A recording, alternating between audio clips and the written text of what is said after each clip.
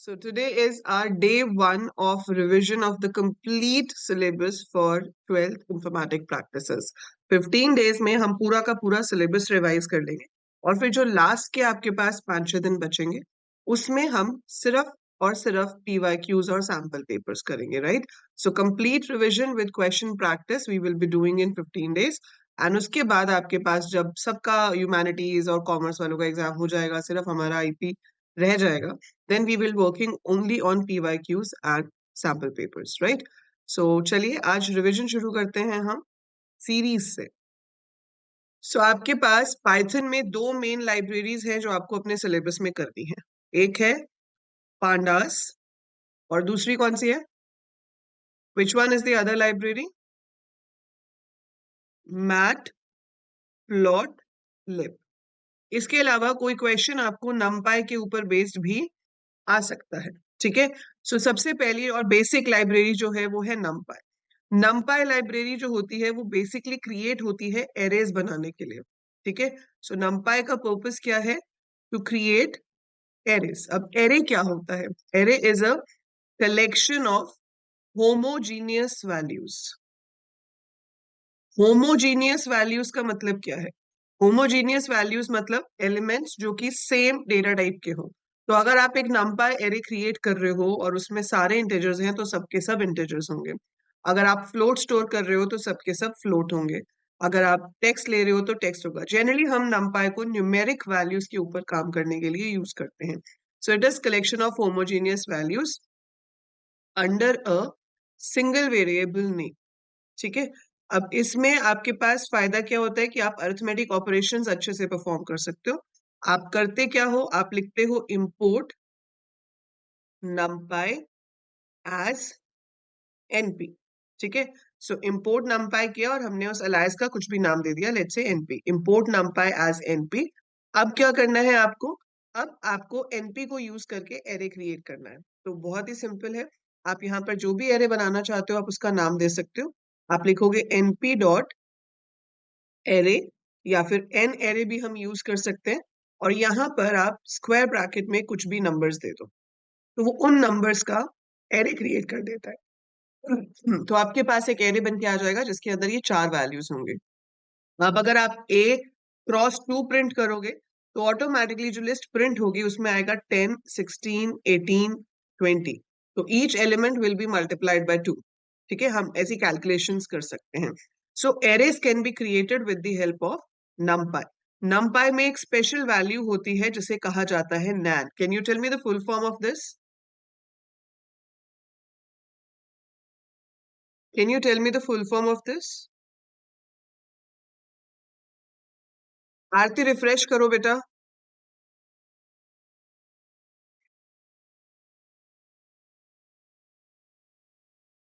Not a number. Very good. So NaN stands for not a number. ठीक है। Not a number जो है इसका मतलब है कि वहां पे कोई भी वैल्यू नहीं है। और जब भी नॉट अ नंबर के साथ कोई भी ऑपरेशन परफॉर्म होगा तो उसका रिजल्ट भी नॉट अ नंबर ही आता है। नॉट अ नंबर को अगर हम +10 करेंगे तो answer will be not a number only. नमपाई के ऊपर बेस्ड बहुत ज्यादा क्वेश्चंस आपको नहीं आते, बट आपको पता होना चाहिए कि नमपाई लाइब्रेरी होती है और उसका बेसिक पर्पस है एरेज को क्रिएट करना। And this is how we can create arrays in NumPy. अब हम जो यूज करते हैं लाइब्रेरी वो है पांडास। पांडास के अंदर आप दो चीजें यूज करोगे, एक सीरीज और एक डेटा फ्रेम्स। हमारे पास तीसरी चीज भी होती है जिसे पैनल कहते हैं, ठीक है। पर हम पैनल को यूज नहीं करते क्योंकि वो हमारे सिलेबस में नहीं है। सीरीज जो है वो क्या है? 1 dimensional data structure. Data frame क्या है? 2 डायमेंशनल डेटा स्ट्रक्चर, ठीक है। और आपके पास तीसरी क्या होती है? पैनल। पैनल क्या है? Multi dimensional data structure. मतलब अगर 2 से भी ज्यादा डायमेंशन कभी चाहिए हुई, 3 डायमेंशन, 4 डायमेंशन, तो वहां पर आपका पैनल यूज हो सकता है। बट हमारे सिलेबस में सिर्फ सीरीज है और डेटा फ्रेम है, तो हम एक एक करके दोनों पे काम करेंगे। आज हम सीरीज निपटाते हैं, then we will be starting with data frame, ठीक है। अब सीरीज क्या है? 1 डायमेंशनल डेटा फ्रेम। 1 डायमेंशनल को आप कह लो कि भाई एक रो है, या एक कॉलम है, कुछ भी कह सकते हैं. सो इट इज जस्ट रो और it is just column. It can be anything like that. तो वो आपका वन डायमेंशनल हो जाएगा. ठीक है. और इसके ऊपर हमारे पास डिफरेंट ऑपरेशंस है. तो पहले हम देखेंगे कि सीरीज हम क्रिएट कैसे कर सकते हैं and then we will be performing different operations on the same. ठीक है. उसके बाद आप अपने डाउट्स पूछ सकते हो. But yes Suman, you want to ask something? कुछ पूछना है बेटा आपको? देखो जो रेज हैंड की ऑप्शन है यहाँ पे, दैट इज लाइक नॉट कि आपने रेज हैंड किया डाउट पूछने के लिए. अगर आपको चैट में डाउट लिखना है आप डायरेक्टली लिख सकते हो. If you want to talk then you will do raise hand. ठीक है. सो रेज हैंड ऑप्शन इसलिए है कि आप हैंड रेज करके बोल के अपना डाउट पूछ सको. So if you have to speak then use that option, otherwise just write your doubt in the comments in the chat. ठीक है. गगन इज आस्किंग होमोजीनियस और हेट्रोजीनियस. बेटा होमोजीनियस का मतलब है all the elements are of same data type. ठीक है. सारी वैल्यूज जो है वो सेम डेटा टाइप की होती हैं. और हेट्रोजीनियस का मतलब है कि अलग अलग टाइप की हो सकती है. सो होमो मीन्स एक जैसा and hetero means it could be of different different data types. So homogeneous में आपके सारे एलिमेंट सिमिलर डेटा टाइप के होंगे.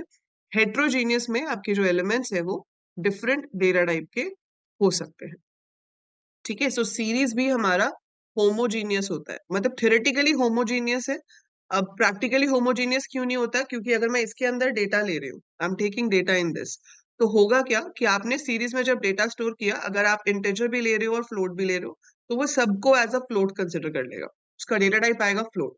अगर बीच में स्ट्रिंग भी ले लिया आपने, तो वो सबका डेटा टाइप चेंज करके ऑब्जेक्ट कर देता है. क्योंकि ऑब्जेक्ट जो है वो हमारे पास पाइथन में पेरेंट डेटा टाइप होता है. पेरेंट डेटा टाइप मतलब हर डेटा टाइप की वैल्यू ऑब्जेक्ट डेटा टाइप में आ सकती है, चाहे वो इंटीजर हो, फ्लोट हो, स्ट्रिंग हो, डेट हो, कोई भी वैल्यू हो. सो object is capable of holding any type of value. और वैसे भी पाइथन में हम डेटा टाइप तो बताते नहीं है जब हम क्रिएट करते हैं. So it decides of its own कि वो कौन से डेटा टाइप में उसे ले रहा है. सो वन डायमेंशन का मतलब क्या हो गया? जैसे marks of a single student है ना. Then you have let's say rank of students in a class. तो जहां पर एक ही डायमेंशन में एक ही कॉलम में रिजल्ट आ जाए, वो आपका वन डायमेंशन होता है. एंड इंडेक्स्ड वैल्यूज होती है. तो सीरीज क्रिएट कैसे होती है? If you have to create a series, so उसके लिए आपके पास क्या स्टेप है? अगर आपको एक सीरीज क्रिएट करनी है तो आप सीरीज ऑब्जेक्ट का एक नाम लिखोगे, इज इक्वल टू, सबसे पहला काम हमें करना पड़ेगा पांडास को इंपोर्ट. तो हम ऊपर क्या करेंगे? Import pandas. देखो इंपोर्ट पांडास लिखना तो जरूरी है. अब उसका अलायस देना कंपलसरी नहीं होता है. आप अगर सिर्फ इंपोर्ट पांडास लिखते हो तो आपको यहां पर लिखना पड़ेगा पूरा का पूरा word pandas dot series. Python case sensitive है, so you have to make sure कि आपका जो एस है वो यहाँ पर कैपिटल रहे. So object is equal to pandas dot series, round bracket में हम अपना डेटा दे सकते हैं और इंडेक्स दे सकते हैं. ठीक है. और वो उसको यूज करके आपकी सीरीज क्रिएट कर देगा. अगर आप ये पांडास वर्ड नहीं लिखना चाहते हो तो आप इसको अलायस दे सकते हो. So import pandas as PD. Generally हम पीडी लेते हैं, लेकिन ये कोई रूल नहीं है कि इसका जो नाम है वो पीडी ही होगा. आप जो मर्जी अलायस दे सकते हो, बट वो अलायस एक वैलिड आइडेंटिफायर होना चाहिए. मतलब वो जो अलायस होगा दैट हैज टू बी उसमें स्पेशल सिंबल ना हो, फर्स्ट लेटर डिजिट ना हो. जो रूल्स आप वेरिएबल के लिए फॉलो करते हो वो आपको यहाँ भी फॉलो करने पड़ेंगे. अब आप सीरीज ऑब्जेक्ट का नाम और पूरा पांडास लिखने की जगह सिर्फ पीडी लिख सकते हो. डॉट सीरीज का S capital and again we have to give data and index. ठीक है. अब डेटा और इंडेक्स में से मान लो मैं सिर्फ डेटा डेटा देना चाहती हूँ, तो मैंने लिखा S1 is equal to pd dot series.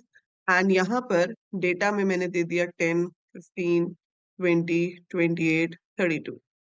So index मैंने नहीं दिया. तो जब हम इंडेक्स नहीं देते हैं, बाय डिफॉल्ट आपके पास पोजिशनल इंडेक्स आते हैं. Positional index, can anyone tell me positional index कहाँ से शुरू होता है? कोई बता सकता है? From where does positional index start? अगर मैं इस सीरीज को प्रिंट करती हूँ तो वो कहाँ से शुरू करेगा प्रिंट करना? एक तो जो सीरीज है वो आपकी एक कॉलम की फॉर्म में प्रिंट होती है. वेरी गुड दिशा. सो 5 एलिमेंट्स हैं मेरे पास. सो 5 एलिमेंट्स हैं, so index will be 0 1 2 3 4. Very good all of you. सो 0 1 2 3 4 आपके पास पहली वैल्यू आ गई 10, फिर आ गया 15, फिर भी 20, 28, 32। ठीक है, so we have it like this. So 10, 15, 20, 28, 32। इससे क्या होगा, मेरे सारे एलिमेंट्स आ गए और लास्ट में वो डी टाइप भी शो करता है। Can you tell me what will be the d type of this series? अगर मैंने ये सीरीज बना के शो की है तो इसका डी टाइप क्या शो होगा? पाइथन इसका डी टाइप क्या शो करेगा? Very good Deepanjali, very good Divyansh. It will B int 64। ठीक है, सो बाय डिफॉल्ट जब इंटेजर वैल्यूज हैं तो int 64 आएगा। अगर पॉइंट्स में होती तो फ्लोट 64 आता, और अगर आपकी स्ट्रिंग बीच में आ जाएगी तो ऑब्जेक्ट आएगा। ठीक है, अगर सिर्फ ट्रू फॉल्स होगा तो बूल आएगा। सो int 64 का मतलब है कि इंटेजर वैल्यू है and every element is taking 64 bits. 64 bits are equal to how many bytes? 64 bits are equal to how many bytes? एक बाइट में हमारे पास 8 बिट्स होती हैं। Very good, very good. So this is 8 bytes. So 64 bits is equal to 8 bytes। ठीक है, तो ये हमारे पास हो गया कि 64 बिट्स जो है उसमें 8 बाइट्स हैं। तो अगर आपके पास एट्रीब्यूट में पूछ लिया जाए कि S1 डॉट आइटम साइज क्या होगा, अगर आपसे इसका आउटपुट पूछ लिया जाए पेपर में, तो आइटम साइज क्या होता है? Number of bytes required by a single element. So number of element मतलब number of bytes required by a single element कितनी है यहाँ पे? 8। अगर आपसे S1 डॉट साइज पूछा जाएगा, that is the number of elements you have. तो इसमें कितने एलिमेंट्स हैं? 5। तो साइज आपको क्या देगा? 5। अगर मैं ये देखना चाहती हूँ कि टोटल मेमोरी कितनी एलोकेट हुई है, तो आप वो भी कर सकते हो। और वो कैसे आएगा? S1 dot n bytes.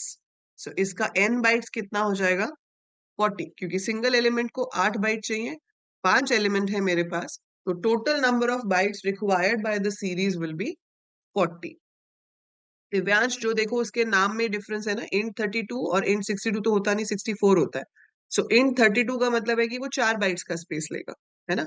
So int 32 will tech space of 4 bytes, जबकि int 64 जो है वो 8 बाइट्स का स्पेस लेगा। तो वो मेमोरी में कितनी स्पेस ले रहा है वो डिफरेंट है, और स्पेस के अकॉर्डिंगली आपके नंबर की रेंज भी चेंज हो जाती है। तो जितना बड़ी मेमोरी होगी उतना बड़ा नंबर हम स्टोर कर पाते हैं। सो इन 64 में जो नंबर स्टोर हो सकते हैं उनकी रेंज ज्यादा होती है इन कंपैरिजन टू इन 32। ये जो मैंने यहाँ पे लिखे हैं item size, size, n bytes, इन्हें हम क्या कहते हैं? सीरीज के एट्रीब्यूट्स। तो आपको ये पूछा जा सकता है 1 मार्क में या फिर आउटपुट क्वेश्चंस में कि अगर ये लिखा हुआ है एक सीरीज के लिए तो इसका आउटपुट क्या होगा। तो आपको याद रखना है कि item size gives you memory required by a single element. Size आपको बताता है कि एलिमेंट्स कितने हैं सीरीज में, और एन बाइट्स बताता है कि टोटल कितनी मेमोरी हमें चाहिए होगी to store that particular series. ठीक है, तो ये तो बेसिक हो गया कि हमने सीरीज कैसे क्रिएट करी। अब इस सीरीज के जो इंडेक्स आ रहे हैं वो 0, 1, 2 आ रहे हैं। आप अपनी वैल्यूज को इंडेक्स की हेल्प से फेच कर सकते हो। लाइक मुझे S1 पे से 3 इंडेक्स पे वैल्यू दिखानी है, तो ये क्या शो करेगा? S1 square bracket में 3, what is it going to show?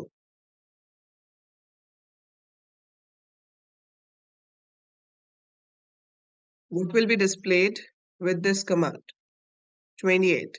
So जो इंडेक्स 3 पे है, और सीरीज आपकी डेटा म्यूटेबल है। डेटा म्यूटेबल 3 पोजीशन पे बोला है बेटा, 20 क्यों लिख रहे हो आप? 28 आएगा ना, 3 index is this, so it will B 28।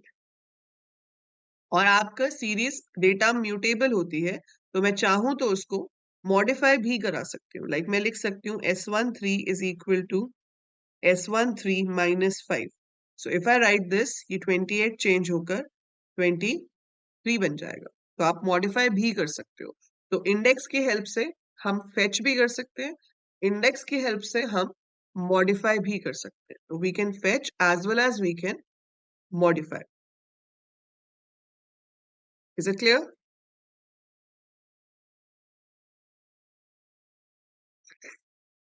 ठीक है, अब मैं लेकिन ये वाले इंडेक्स नहीं चाहती। I don't want positional index.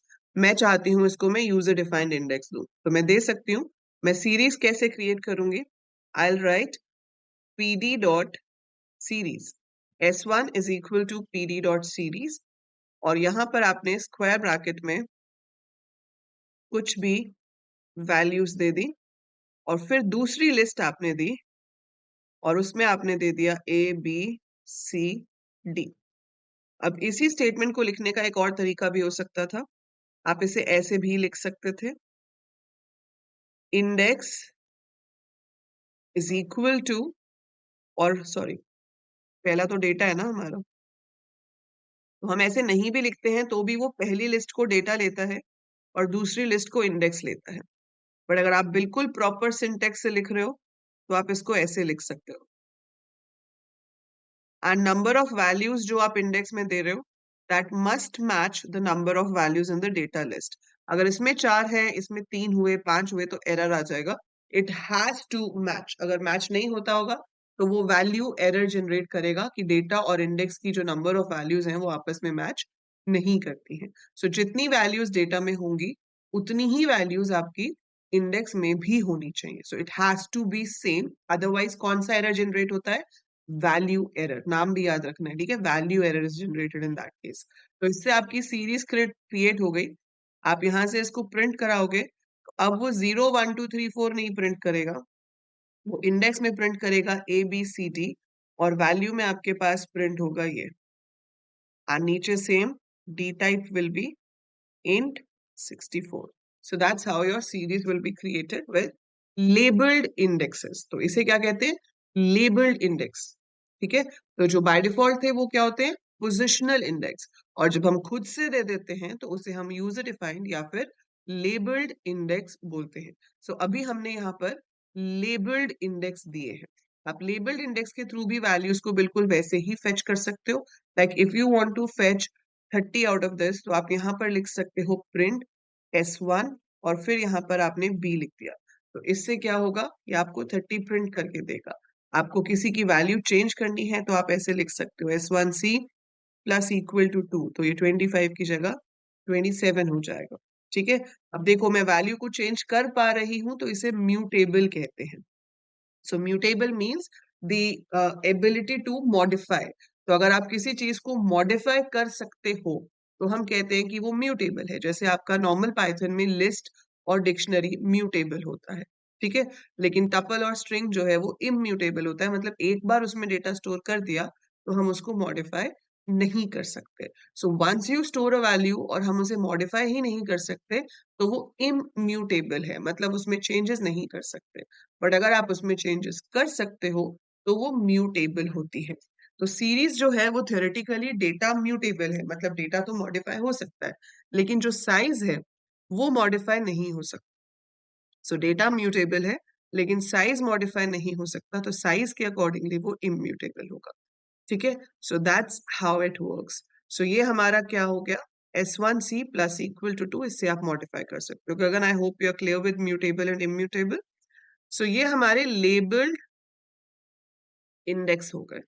आप इवन अगर आपने लेबल्ड इंडेक्स दिया हुआ है फिर भी अगर आप पोजिशनल इंडेक्स देते हो, लाइक आप S1 0 को प्रिंट करते हो, it will still work. So labelled index है तो उसका मतलब ये नहीं कि पोजिशनल काम नहीं करेगा। पोजिशनल तब भी काम करेगा। तो हम लेबल्ड को भी यूज कर सकते हैं, पोजिशनल को भी यूज कर सकते हैं। आपको सीरीज के ऊपर क्वेश्चन क्या आ सकता है? 2 मार्क्स का आ सकता है कि सीरीज क्रिएट करके दिखाओ। ठीक है?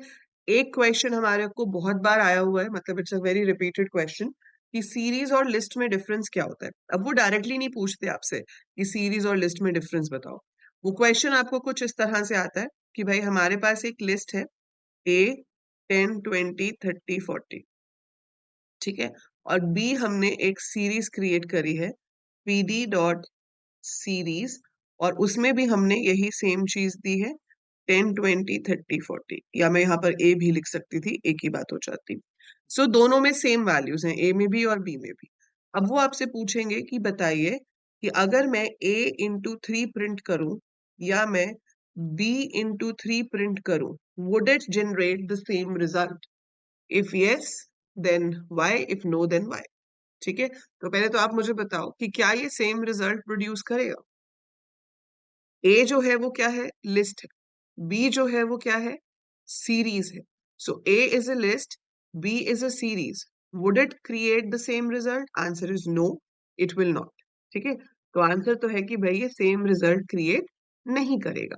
क्यों नहीं करेगा? क्योंकि लिस्ट के साथ जो स्टार साइन होता है, ये लिस्ट के साथ है, इट वर्क्स फॉर रेप्लिकेशन। तो आप इसे जस्टिफाई करके लिखोगे कि स्टार साइन जो है वो रेप्लिकेशन के लिए यूज होता है, जिसमें हमारे पास 10, 20, 30, 40 जो है ये ही 3 बार आ जाएगा, क्योंकि हमने 3 से मल्टीप्लाई किया है। अगर 2 से मल्टीप्लाई किया होता तो 2 बार आता।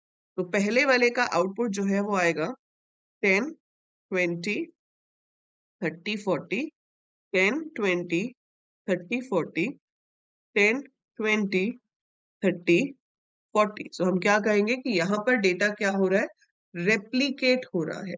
सो डेटा इज रेप्लिकेटिंग। वही आपकी जो लिस्ट है वो 3 बार रिपीट हो गई, जबकि सीरीज के केस में ऐसा नहीं होता। उसमें अगर आप मल्टीप्लाइड बाय 3 कर रहे हो तो आपकी इंडिविजुअल जो वैल्यूज हैं वो मल्टीप्लाई होती हैं। तो पहली बात तो 4 वैल्यूज हैं, तो सीरीज ऐसे प्रिंट होती है इंडेक्स वाइज। तो ये क्या करेगा, इट विल प्रिंट 10, 20, 30, 40, पर नहीं, 10, 20, 30, 40 थोड़ी आएगा, 3 से मल्टीप्लाई होके आएगा ना। सो 30, फिर 3 into 20 is 60, 3 into 30 is 90, 3 into 40 is 120, and we will have the d type, that will be int 64, है ना। सो ये इसका आंसर होगा, और आप इसको जस्टिफाई करोगे कि सीरीज के केस में मल्टीप्लिकेशन होती है, जबकि लिस्ट के केस में रेप्लिकेशन होती है। सो अगर वो लिस्ट है तो डेटा रेप्लिकेट होता है, लेकिन अगर वो सीरीज है तो आपका जो डेटा है वो मल्टीप्लाई होता है, स्केलर मल्टीप्लिकेशन परफॉर्म होती है। स्केलर मीन सिंगल वैल्यू से मल्टीप्लिकेशन परफॉर्म होती है। ठीक है, सो ये हमारे पास हो गया एक इंपॉर्टेंट क्वेश्चन, ये किसी ना किसी तरीके से पूछा जा सकता है। अब इसके बाद सीरीज के ऊपर आपसे क्या पूछा जा सकता है, सीरीज के कुछ एट्रीब्यूट्स होते हैं और कुछ मेथड्स होते हैं। हमेशा याद रखना है कि एट्रीब्यूट्स के पीछे राउंड ब्रैकेट्स नहीं आती है। ठीक है, so we have attributes of the series, ये सब मेरे नोट्स में भी गिवन है, तो आप नोट्स भी डाउनलोड कर सकते हो, हैंड रिटन नोट्स है, I have explained everything in the notes as well. ठीक है, एट्रीब्यूट्स जो है वो बताते हैं, they tell about something, but they don't have round bracket after that. जैसे कि मैंने अभी आपको बताया था कि S1 डॉट आइटम साइज होता है, जो कि बताता है सिंगल एलिमेंट कितनी जगह लेगा। S1 डॉट n बाइट्स है, जो बताता है कि पूरी सीरीज कितनी जगह ले रही है। साइज बताता है how many elements we have. Similar way we have ndim। ndim एक ऐसा एट्रीब्यूट है जिसका आंसर हमेशा सेम ही होता है, फर्क ही नहीं पड़ता कि कौन सी सीरीज है। क्यों? क्योंकि ndim क्या देता है, नंबर ऑफ डायमेंशंस। ठीक है, so ndim gives you number of dimensions, so number of dimension is 1। ठीक है, notes are there in the free study material section. बेटा आप फ्री स्टडी मटेरियल सेक्शन पे जाओगे, अगर आपने कोर्स लिया हुआ है तो कोर्स में भी नोट्स आपको मिल जाएंगे। अदरवाइज आप फ्री स्टडी मटेरियल पे जाकर 12th आईपी वाला फोल्डर देखना, उसमें आपको मिल जाएंगे। ठीक है, तो आइटम साइज हो गया, एन बाइट्स हो गया, साइज हो गया, एनडेम हो गया। So item size, N byte size, ndim. इसके अलावा आप सिर्फ देखना चाहते हो इंडेक्स, तो आप S1 डॉट इंडेक्स लिख के इंडेक्स देख भी सकते हो। लेटर ऑन आप इंडेक्स मॉडिफाई भी कर सकते हो। आप S1 डॉट वैल्यूज लिखोगे तो आपको सिर्फ उसका डेटा वाला जो है वो दिख जाएगा। आप S1 डॉट एम्प्टी लिख सकते हो। S1 dot empty gives you true और फॉल्स।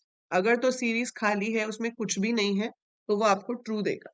ठीक है, एक बार क्वेश्चन ये भी आया था, how do you create an empty series.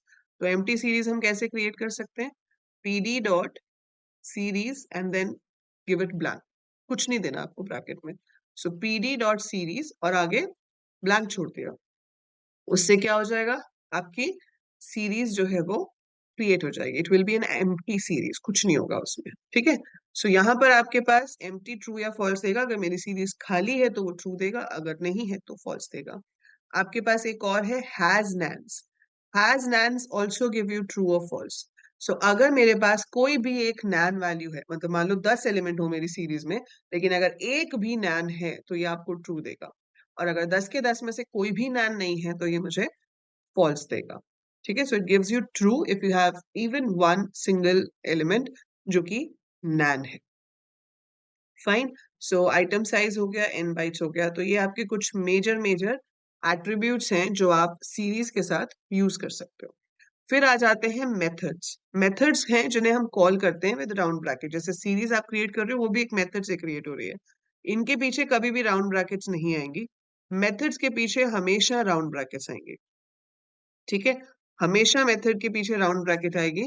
और मेथड में क्या होता है, सबसे इंपॉर्टेंट मेथड्स जो आपके हैं वो तो दो हैं जो बहुत बार पूछे जाते हैं, वो है हेड और tail. Anyone can tell me what is the purpose of head? अगर मैं सीरीज में से s1 डॉट हेड प्रिंट करती हूँ तो क्या होगा? हेड और टेल दो मेथड्स होते हैं और इसके ऊपर कोई ना कोई क्वेश्चन पक्का आता ही आता है। So can you tell me what is the purpose of head method? If anybody could speak up, hand raise करके बता सकते हो तो और अच्छी बात है। Very good Divyansh. First five. Yes सुमन।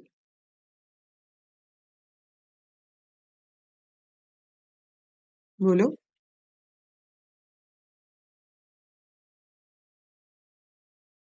यस बेटा। फर्स्ट फाइव रिकॉर्ड्स फेच करेगा, सो टॉप फाइव रिकॉर्ड्स कह लो या फर्स्ट फाइव रिकॉर्ड्स कह लो, तो जो भी फर्स्ट या टॉप फाइव वैल्यूज होंगी उसको दिखाएगा। अगर मुझे फाइव नहीं देखनी, मुझे सिर्फ तीन देखनी है, तो व्हाट शुड आई राइट?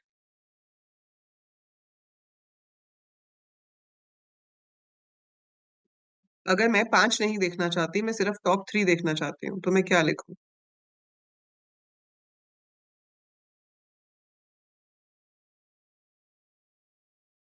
बताओ।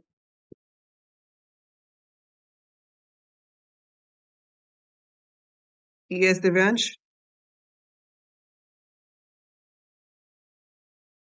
क्या? So yes, very good. So यहाँ पर जो चैट में आंसर दे रहे हैं उनका भी सबका सही है। You have to mention how many rows you want. तो आपने s1 डॉट हेड थ्री लिखा, तो वो आपको सिर्फ टॉप थ्री रोज दिखाएगा, ठीक है। और टेल से क्या होता है? सो बाय डिफॉल्ट जो टेल है वो आपको लास्ट की पांच रोज दिखाएगा। और अगर आपको पांच की जगह कम देखनी है, ज्यादा देखनी है, तो वो आप टेल के साथ मेंशन कर सकते हो। अच्छा एक चीज बताओ कि मेरे पास अगर सेवन रिकॉर्ड्स ही हैं, I have seven values in series, लेकिन मैंने गलती से s1 डॉट हेड टेन लिख दिया, तो क्या होगा? क्या एरर आएगा? Very good. तो अगर आप गलती से ज्यादा एलिमेंट्स लिख देते हो जो सीरीज में है ही नहीं, तो एरर नहीं आता, वो जितने एलिमेंट्स हैं उतनों को दिखा देता है, मतलब पूरी की पूरी सीरीज दिखा देगा आपकी। ठीक है, good Divyansh. So head and tail आपको यूज करने आने चाहिए। सो हेड एंड टेल में क्या होता है हमारे पास कि head shows from the top and जो आपका टेल है वो बॉटम से दिखाता है। यस गगन। ठीक है। हम्म।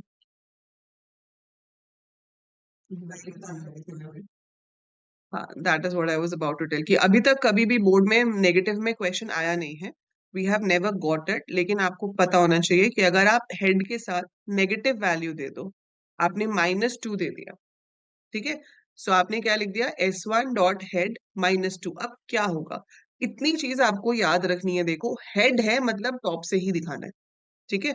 सो हेड होने का मतलब है कि I have to show from the top, और टेल होने का मतलब है I have to show from the bottom. -2 का मतलब है नीचे से दो छोड़ दो। Very good Divyansh. हाँ, सो इसमें क्या होगा? लास्ट में से लास्ट टू जो है वो स्किप हो जाएंगे। हम शुरू फर्स्ट से ही करेंगे। So start from the first, और जो लास्ट टू है वो स्किप हो जाएंगे। अगर हम s1 डॉट टेल -3 देते हैं, तो टॉप तीन छोड़ के टॉप थ्री स्किप कर दो और उसके बाद आप कंटिन्यू कर दो आखिरी तक। That is the purpose of negative value with tail. Understood? So ध्यान आपको जो चीज रखनी है वो ये रखनी है कि हेड है मतलब फर्स्ट रिकॉर्ड से ही शुरू करना है। और अगर टेल है दैट मीन्स आपको जितना नेगेटिव में दिया है वो छोड़ के फिर नीचे तक लास्ट रिकॉर्ड तक आपको सारे फेच करने हैं। बट ठीक है, नेगेटिव पे अभी तक कोई क्वेश्चन नहीं आया, but you should be prepared for everything, पूछ सकते हैं। सो इसलिए आपको हेड और टेल के साथ अगर नेगेटिव दिया हो तो कैसे करना है वो भी पता होना चाहिए, ठीक है। सो ये हो गया आपका हेड एंड टेल। किसी को हेड एंड टेल में कोई डाउट तो नहीं है? ये क्लियर है? इसके अलावा आप सीरीज के साथ ऐसे वाले मेथड्स भी यूज कर सकते हो, सम। इससे क्या होगा, सारे एलिमेंट्स का टोटल आ जाएगा। अगर आप मैक्स करते हो तो वो आपको हाईएस्ट वैल्यू दिखा देगा, अगर आप मिन करते हो तो वो आपको लोएस्ट वैल्यू दिखा देगा। एवरेज वैल्यू के लिए एवरेज नहीं होता फंक्शन, फंक्शन का नाम मीन होता है, ठीक है। Mean means arithmetic mean. तो ये आपको क्या दिखाएगा, एवरेज, ये दिखाएगा लोएस्ट, ये दिखाएगा हाईएस्ट, ये दिखाएगा सम मतलब कि टोटल। अब यहां पर भी ना एक काउंट नाम का फंक्शन है, ठीक है। काउंट नाम का फंक्शन है यहाँ पर। आपको याद होगा काउंट हम एसक्यूएल में भी करते हैं, और एसक्यूएल में भी सेम कंसेप्ट होता है कि जो नल वैल्यूज होती हैं वो नहीं काउंट की जाती। होता है ना कि अगर रिकॉर्ड्स में कहीं पे भी नल है तो वो काउंट नहीं होगा। सो ये भी नंबर ऑफ एलिमेंट्स बताएगा, लेकिन अगर कहीं पे नैन हुआ तो उसको नहीं गिनेगा। So number of elements excluding NaN. So in case आपके पास नैन है तो वो यहाँ पर नहीं गिना जाएगा। जबकि जो साइज है उसमें सारे एलिमेंट्स काउंट होते हैं। अगर आप s1 डॉट साइज लिखोगे तो वो नैन को भी गिन के साइज बताता है, लेकिन काउंट जो है वो नैन को नहीं गिनेगा। So if you have NaN in the series it will not be counted with s1 dot count. तो अगर मेरे पास मान लो ऐसी सीरीज है कि I have these 5 elements, so I have 15.0, 21.5, then it is nan, then it is 15.75 and then again nan, ठीक है। and इसका जो डी टाइप है वो है float 64। अब अगर आप इसका साइज देखोगे तो आपके पास आंसर आएगा 5, क्योंकि इसमें 5 इंडेक्स हैं और 5 वैल्यूज हैं। तो s1 dot size will be 5, लेकिन अगर आप s1 डॉट काउंट करोगे तो आपके पास आंसर आएगा 3, क्योंकि वो नैन वैल्यूज को नहीं गिनेगा। सो ये आपका सारी वैल्यूज गिननी है, इट्स लाइक काउंट स्टार, तो 5 आ जाएगा साइज से। लेकिन अगर सिर्फ नॉट नैन वैल्यूज देखनी है तो आप s1 डॉट काउंट लिख सकते हो, that will count only the not NaN values, जो कि यहाँ पर 3 आ रहा है। Is that clear?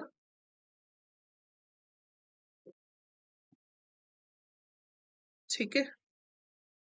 इसके अलावा हमारे पास फंक्शंस या मेथड्स होते हैं टू सॉर्ट द डेटा। वो डेटा फ्रेम्स के साथ करेंगे Gagan. We'll do loc iloc with data frames, ठीक है। s1 dot sort underscore values करोगे तो क्या होगा, आपकी सीरीज सॉर्ट हो जाएगी। सॉर्ट का मतलब क्या होता है, अरेंज हो जाएगी in by default ascending order, that means increasing order में। और अगर मुझे डिक्रीजिंग ऑर्डर में कराना हो तो क्या करना पड़ेगा, if I have to arrange in decreasing order what should we do?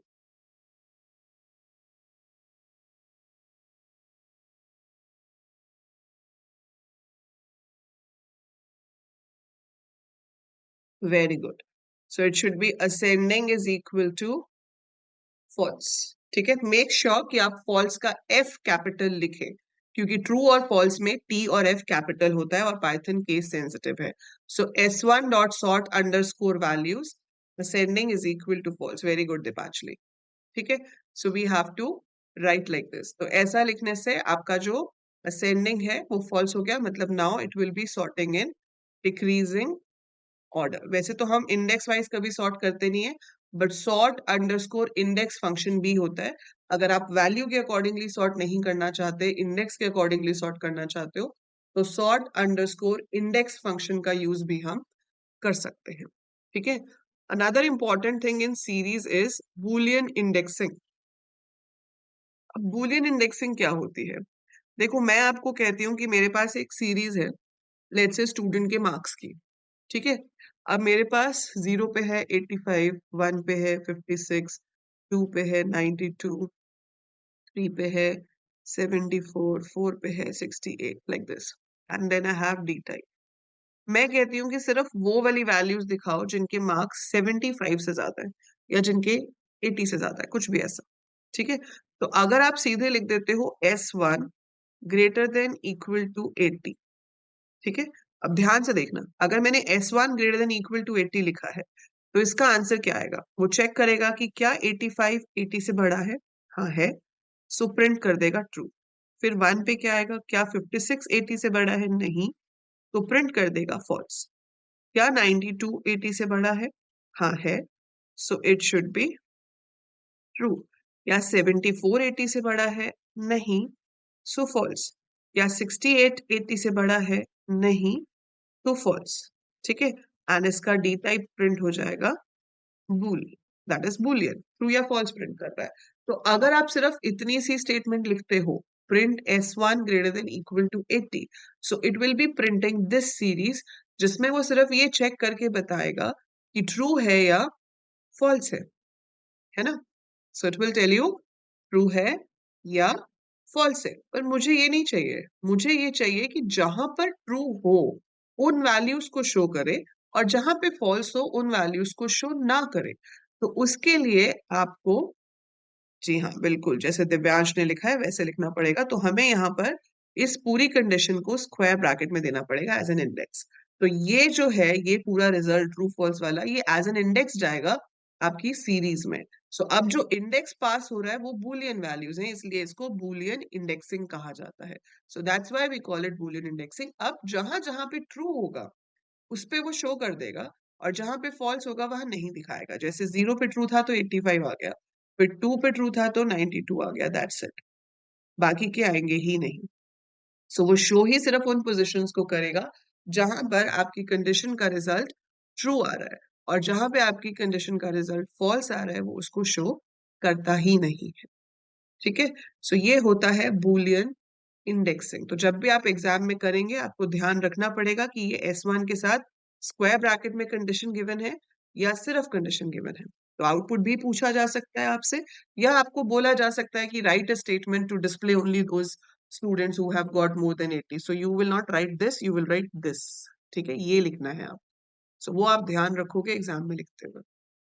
ठीक है, क्लियर है ये चीज? Is this clear to everyone?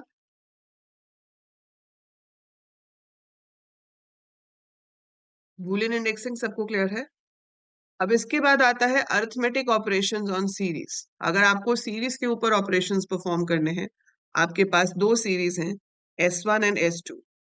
S1 series के अंदर मेरे पास है 80 20 40 60, डी टाइप है int 64। similar way I have 50 10 20 30, d type is again int 64। ठीक है, अब मैं कहती हूं कि प्रिंट करो S1 प्लस S2, तो क्या होगा? करस्पॉन्डिंग इंडेक्स के ऊपर कैलकुलेशन परफॉर्म की जाएगी। ठीक है, सो करस्पॉन्डिंग इंडेक्स क्या है? 80 और 50 को हमने ऐड किया, सो 0 पोजीशन पे आ जाएगा 130, 1 पोजीशन पे आएगा 20 प्लस 10 30, 2 पे आएगा 60, 3 पे आएगा 90, और डी टाइप आपका हो जाएगा इन 64। बिल्कुल सिंपल था। अगर माइनस करते तो सब्ट्रैक्ट हो जाता, अगर मल्टीप्लाई करते तो मल्टीप्लाई हो जाता, डिवाइड करते तो डिवाइड हो जाता। वेरी सिंपल, है ना। अब इसमें सिर्फ प्रॉब्लम कब आती है, या जो इसमें चेंज होता है वो कब आता है, जब आपके पास एक इंडेक्स या दो इंडेक्स, कितने भी इंडेक्स मैच ही ना करते। मैच करते हैं तो कोई प्रॉब्लम ही नहीं है ना। मैच करते हैं तो सिंपल काम करो, खत्म। यहाँ पर 0 1 3 4 था, एंड ये मेरी पहली सीरीज है।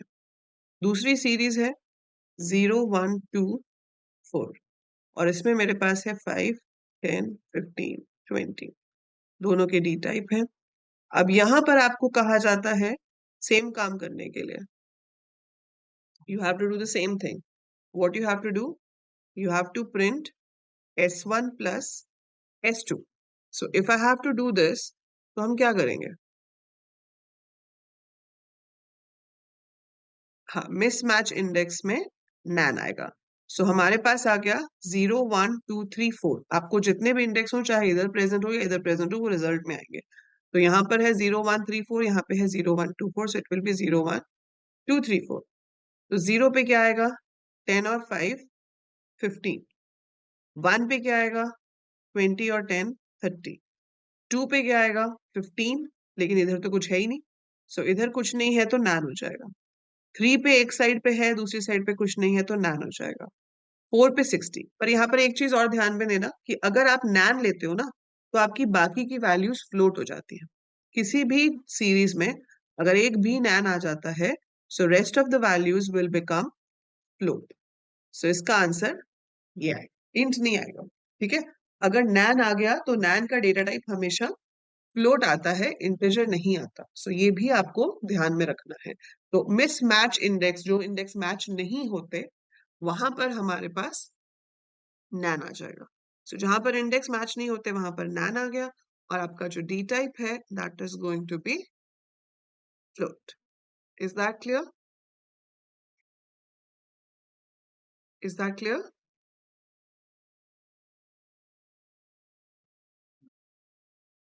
ये सबको क्लियर है?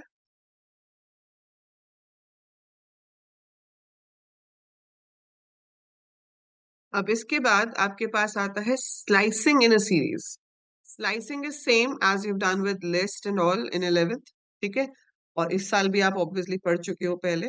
तो स्लाइसिंग अ सीरीज में एक बहुत इंपॉर्टेंट चीज है जिसका आपको यहाँ पर ध्यान रखना पड़ता है। ये तो हमें पता है सबको कि स्लाइसिंग जब हम करते हैं तो हम पहले स्टार्ट देते हैं, फिर कोलन, फिर एंड, फिर कोलन, और फिर स्टेप, है ना? दिस एवरीवन नोस कि स्लाइसिंग में तीन चीजें दे सकते हैं, स्टार्ट, स्टॉप एंड स्टेप, बीच में कोलन आता है। ठीक है, अब इसमें अगर मैंने लिखा है S1 1:3, दैट मीन्स वो इंडेक्स 1 और इंडेक्स 2 को दिखाएगा। अगर आपने लिख दिया S1:3, आपने स्टार्ट दिया ही नहीं, तो बाय डिफॉल्ट स्टार्ट 0 से हो जाएगा, वो 0 1 2 को दिखाएगा। हम यहाँ पर क्या करते हैं कि जो अपर इंडेक्स होता है वो एक्सक्लूडेड होता है ना? This is what we do कि अपर इंडेक्स इज एक्सक्लूडेड। ठीक है, अब हम क्या करना चाहते हैं कि मुझे एक्सक्लूड अगर नहीं करना, तो आप लेबल्ड इंडेक्स का यूज करो। अगर आपने A:C दिया है, तो वो आपको इंडेक्स ए भी दिखाएगा, इंडेक्स बी भी दिखाएगा, और इंडेक्स सी भी दिखाएगा। तो ये डिफरेंस आपको ध्यान में रखना है कि अगर हम पोजिशनल इंडेक्स यूज कर रहे हैं, तो अपर इंडेक्स एक्सक्लूडेड होगा, वो कभी भी रिजल्ट में नहीं आएगा। लेकिन अगर आप लेबल्ड इंडेक्स यूज कर रहे हो, तो वो रिजल्ट में इंक्लूडेड होता है। ठीक है, so this is included. So always remember labelled index. यही चीज आप डेटा फ्रेम में भी करोगे जब हम लॉक आई लॉक करेंगे, कि अगर तो लेबल्ड इंडेक्स है, तो जो लास्ट इंडेक्स है वो भी रिजल्ट में इंक्लूड होगा। लेकिन अगर आप पोजिशनल इंडेक्स दे रहे हो, तो जो लास्ट इंडेक्स है वो रिजल्ट में इंक्लूड नहीं होता है जब हम स्लाइसिंग करते हैं। Are you clear with this point? समझ आ रहा है ये पॉइंट आपको?